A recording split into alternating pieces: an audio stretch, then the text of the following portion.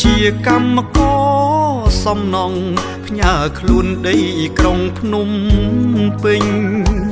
តាមខសន្យា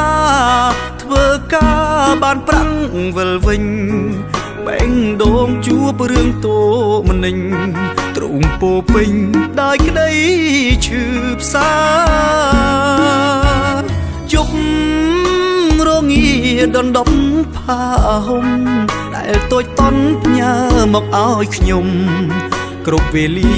ពេលនឹកដល់មុំអានុសាវរីយ៍គ្រប់ទីភូមិឋានសុខុមការងារលំបាកស៊ូទ្រាំព្រមចង់បានមុំជាគូវាប្រាំង